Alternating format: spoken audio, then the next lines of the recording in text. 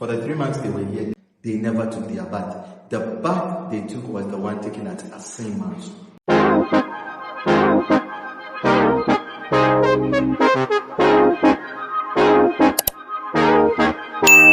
Akwaaba to Cape Coast, the capital of the central region in the eastern part of Ghana, known for its transatlantic slave trade. My name is Igareva Frederick Osage, and you are watching African Culture Channel. Come along as we show you.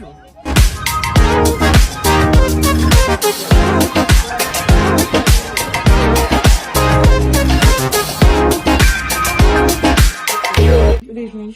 We are from African Culture Organization, and we are in Ghana to talk about African history, culture, and You are welcome to Cape Coast Castle.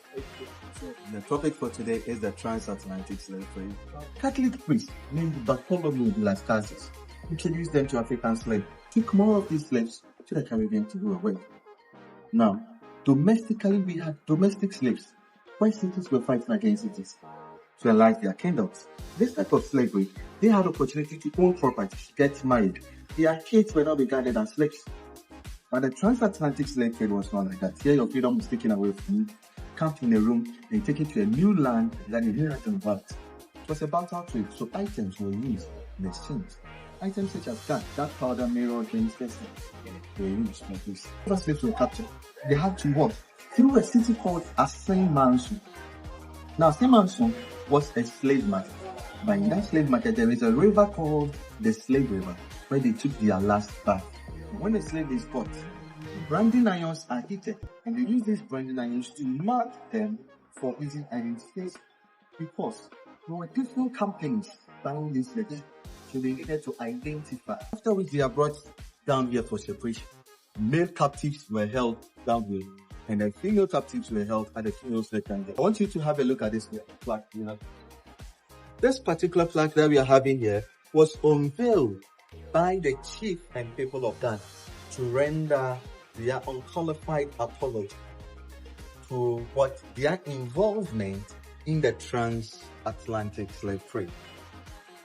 So around 1992, when we celebrated Panama, we had a former president of the United States of America, Barack Obama, and the wife, Michelle Obama, visiting us around 2009. For them. Now, Michelle Obama believes that her ancestors were taken from this particular castle. So, around 2009, they paid a visit to this place. That was when this particular flag here was unveiled. Now we are going into the male slave bank. You are free to ask questions. Sure. That's right. That time there were no lights here. Wow. So the 3 banks you see out there is the only source of light in ventilation. Like I told you, Elmina Castle was the first castle built by the Portuguese around 1482. They didn't have dungeons, so they converted their warehouses into dungeons when slave trade was at its peak. But in Cape Coast Castle, they built it purposely for the transatlantic slave trade. So this castle was the center of slave trade in the whole of West Africa. There were dungeons created for it, and dungeon simply means underground prison. In this dungeon is divided into 5 rooms or 5 chambers. In each of these rooms, there were 200 men chained to each other, both their legs and their hands. This particular room here was for the strong men. This room was known as the strong room.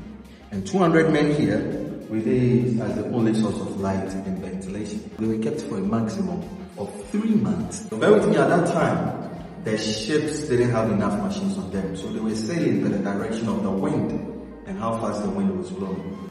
They could easily come earlier, or 3 months enslaved Africans will be here waiting for the ships to come. When the ship comes, they are moved into the ships and taken away. So food was passed through this particular hub here.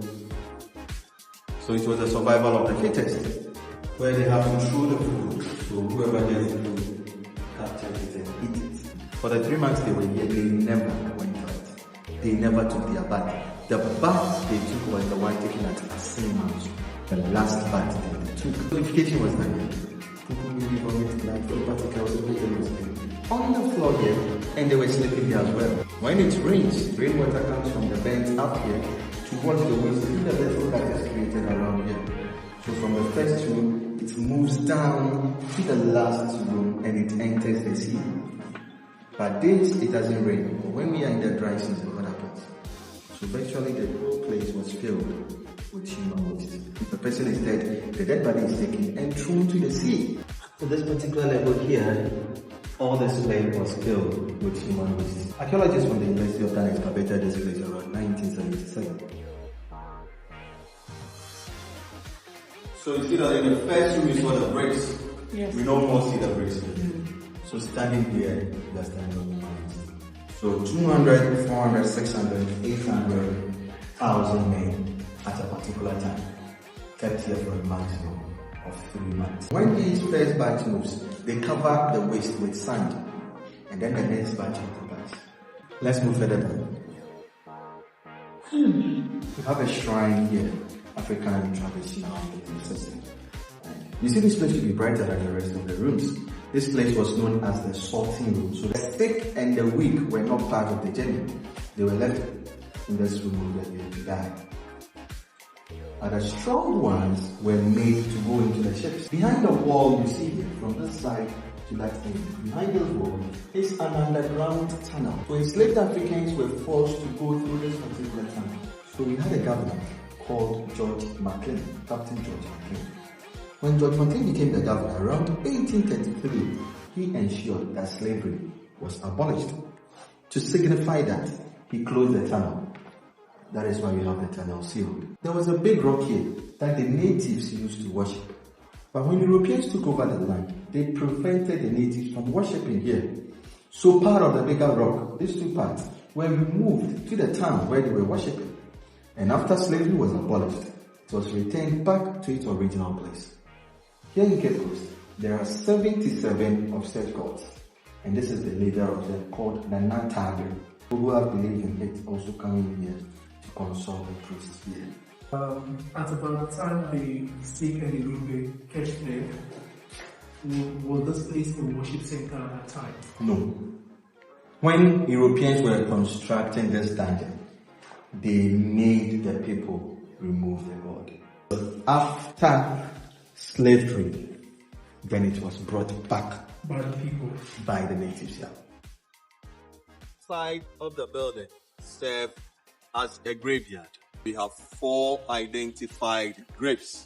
So this church sitting right on top of the male slave dungeon is where Philip Kaku was preaching there. Now people see him as a betrayal of trust because whilst he was preaching up there, his natives were down there dying. Other people see him as a hero because it was through him that we got formal education here in Ghana. He died age 75 and he was buried here around 1816. The 3 are all Europeans. First one here is called C.B. Whitehead, who was an army commander, a lawyer by profession. He came in here, died around 1812. He died when he was 38 years.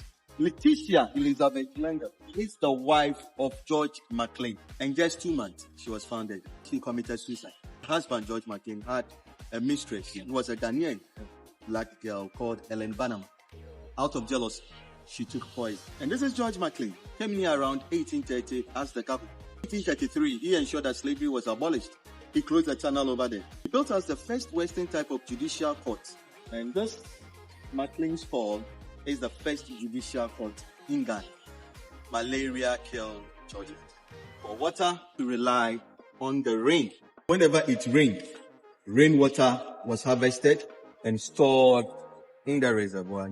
The only time that the females had opportunity of taking their bath is when a soldier is interested in you for rape. The reservoirs are 4, 2 here, 2 at the back there as well.